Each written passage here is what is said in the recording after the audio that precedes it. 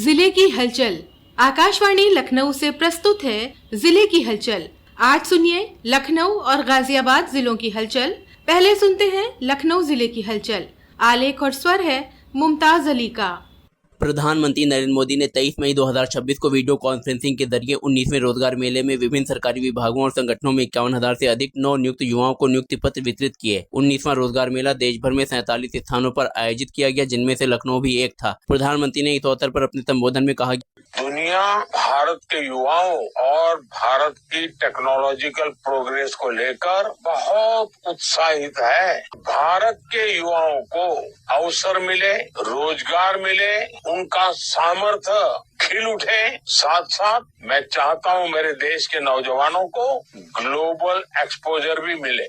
लखनऊ के इंदिरा गांधी प्रतिष्ठान में केंद्रीय सामाजिक न्याय, अधिकारिता, उपभोक्ता मामले, खाद्य और सार्वजनिक वितरण मंत्रालय के राज्य मंत्री BL वर्मा ने 300 से अधिक उम्मीदवारों को सरकारी सेवा की सौगात दी, जिनमें से 198 उम्मीदवार भारतीय रेलवे का हिस्सा बने। श्री वर्मा ने कहा कि रोजगार मेला आरंभ किए जाने के बाद देश भर में अब तक आयोजित 18 रोजगार मेलों के माध्यम से लगभग 12 लाख नियुक्ति पत्र वितरित किए जा चुके हैं। इस प्रक्रिया में पूरी पारदर्शिता के साथ नौकरियां दी गई हैं। केंद्रीय कृषि, किसान कल्याण और ग्रामीण विकास मंत्री शिवराज सिंह चौहान 6 मई को 2 दिवसीय लखनऊ दौरे पर प्रदेश की राजधानी पहुंचे। 6 मई की रात को उन्होंने लखनऊ के निजी होटल में फल निर्यातकों के साथ निर्यात को बढ़ाने पर चर्चा की। अगले दिन भारतीय कृषि अनुसंधान परिषद ICAR के तहत आने वाले केंद्रीय उपोष्ण बागवानी संस्थान रहमान खेड़ा में उन्होंने फ्रूट होराइजन 2026 कार्यक्रम के उद्घाटन सत्र में भाग लिया। श्री चौहान ने साफ कहा कि अब केवल ज्यादा उत्पादन से बात नहीं बनेगी, बल्कि भारत को वैश्विक फल बाजार में मजबूत पहचान लाने के लिए गुणवत्ता, शेल्फ लाइफ, प्रसंस्करण, लॉजिस्टिक और निर्यात मानकों पर गंभीरता से काम करना होगा। उन्होंने जोर दिया कि खेती को खेत तक सीमित नहीं रखा जा सकता। अब उत्पादन से लेकर प्रोसेसिंग, बाजार और निर्यात तक पूरी वैल्यू चेन को मजबूत करना समय की मांग है। भारत को विकसित राष्ट्र बनाने के लिए किसानों का विकास आवश्यक है। श्री चौहान ने कहा कि निर्यात बढ़ाने के लिए बागवानी क्षेत्र के सभी पहलुओं पर ध्यान केंद्रित करना होगा। उन्होंने कहा कि इस दिशा में समग्र सरकारी दृष्टिकोण के साथ काम करने के लिए एक कार्यबल का गठन किया जाएगा। कार्यक्रम में प्रदेश के कृषि मंत्री सूर्य प्रताप शाही और उद्यान राज्य मंत्री दिनेश प्रताप सिंह के साथ भारत सरकार के कृषि अनुसंधान एवं शिक्षा विभाग के सचिव और भारतीय कृषि अनुसंधान परिषद के महानिदेशक डॉक्टर ML जाट भी उपस्थित रहे। मुख्यमंत्री योगी आदित्यनाथ ने 26 मई 2026 को लखनऊ वासियों को विकास की सौगात दी। उन्होंने इंदिरा गांधी प्रतिष्ठान में आयोजित कार्यक्रम में 413 करोड़ की 342 परियोजनाओं का लोकार्पण और शिलान्यास किया। इस अवसर पर उन्होंने स्वच्छ सुंदर समर्थ लखनऊ पुस्तिका का विमोचन किया। इस दौरान लघु फिल्म भी दिखाई गई। मुख्यमंत्री ने सभी 17 नगर निगमों के महापौर, 200 नगर पालिका परिषद, 545 नगर पंचायतों के चेयरमैन और लगभग 14,000 पार्षदों को 3 वर्ष का कार्यकाल संपन्न होने पर शुभकामनाएं दी। उन्होंने कहा कि जनता का पैसा जनहित में ही खर्च होगा। उन्होंने कहा लखनऊ को स्वच्छता रैंकिंग में 3रा स्थान मिला है, अब इसे पहले स्थान पर लाना है। श्री योगी ने कहा 25 करोड़ की आबादी ही हमारा परिवार है और नगर निगम लखनऊ ने कहा कि पूरा नगर निगम ही हमारा परिवार है, इसलिए बिना भेदभाव की योजनाओं का लाभ उन तक पहुंचाना है। जनगणना 2027 के तहत स्वगणना का काम लखनऊ में 7 मई 2026 से शुरू हुआ और 21 मई 2026 तक चला। लखनऊ में मुख्यमंत्री योगी आदित्यनाथ सहित विभिन्न मंत्रियों और अधिकारियों ने स्वगणना में भाग लिया। अब जनगणना के प्रथम चरण के तहत प्रगणक घर घर जाकर मकान की गणना कर रहे हैं। 22 मई को शुरू हुआ यह कार्य 20 जून 2026 तक चलेगा। उत्तर प्रदेश की मुख्य प्रधान जनगणना अधिकारी और निदेशक शीतल वर्मा ने आकाशवाणी समाचार को बताया कि मकान की गणना के पहले दिन 1 करोड़ से अधिक मकान को सूचीबद्ध किया गया है। लखनऊ में जेठ मास के बड़े मंगलों की धूम मची हुई है। लखनऊ के अलीगंज स्थित पुराने हनुमान मंदिर से शुरू हुई यह परंपरा अब प्रदेश के कई जिलों तक पहुंच चुकी है। लखनऊ में प्रत्येक बड़े मंगल पर हनुमान जी के विभिन्न मंदिरों में दर्शन पूजन के साथ भंडारों का आयोजन किया जा रहा है। अब तक हजारों भंडारे आयोजित हो चुके हैं। इस बार अधिमास लगने के कारण 8 बड़े मंगल पड़ रहे हैं। प्रदेश की राजधानी लखनऊ में 28 मई को ईद उल अजहा की नमाज शांतिपूर्ण माहौल में संपन्न हुई। 30 मई तक चले बकरीद पर्व पर लोगों ने कुर्बानी की परंपरा का निर्वहन किया। लखनऊ स्थित इस्लामिक सेंटर ऑफ इंडिया ने बकरीद के लिए 12 बिंदुओं की एडवाइजरी जारी की थी। इंडियन प्रीमियर लीग यानी IPL 2026 के संस्करण में 7 मुकाबले लखनऊ के भारत रत्न अटल बिहारी वाजपेयी इकाना स्टेडियम में खेले गए, जिनका लुत्फ शहरवासियों के साथ साथ अन्य राज्यों और शहरों से आए लोगों ने भी उठाया। अब इकाना स्टेडियम में 17 जून 2026 को भारत और अफगानिस्तान के बीच अंतर्राष्ट्रीय एक दिवसीय मैच खेला जाएगा। लखनऊ जिले की हलचल के बाद आइए सुनते हैं गाजियाबाद जिले की हलचल। आलेख और स्वर है मनोज शर्मा का।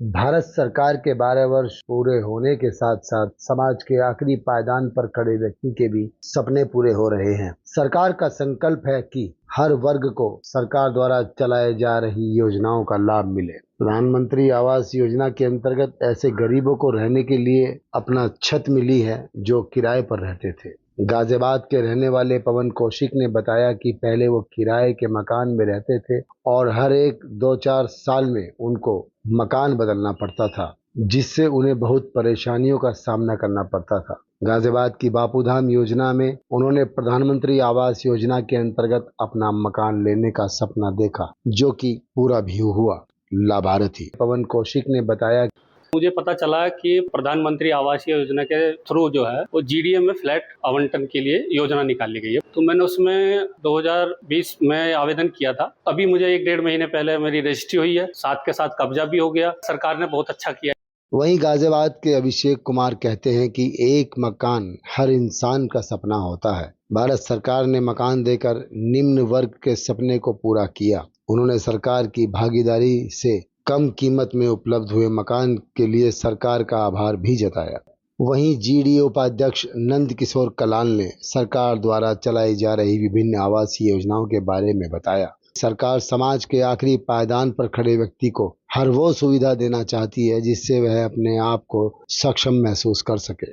मकान हर किसी का एक बहुत बड़ा सपना होता है। उस मकान को सरकार गरीबों के लिए भी आसानी से उपलब्ध करा रही है। उन्होंने जनपद गाजियाबाद में चल रही अन्य आवासीय योजनाओं के बारे में बताया और ईडब्ल्यूएस के तहत भविष्य में आने वाली योजनाओं का जिक्र भी किया। उन्होंने बताया, सरकार की भी नीति है कि गरीब लोग अधिकतम से अधिकतम इसमें लाभान्वित हो। जो हमारे प्राधिकरण की खुद की योजनाएं हैं उसमें भी हम छोटे साइज के 40 स्क्वायर मीटर के, 60 स्क्वायर मीटर के, 90 स्क्वायर मीटर के प्लॉट्स जो कि निम्न आय वर्ग के लोगों के लिए सुलभ होते हैं, उसको हम लॉटरी के माध्यम से अधिक जनता को उपलब्ध कराने का प्रयास कर रहे हैं।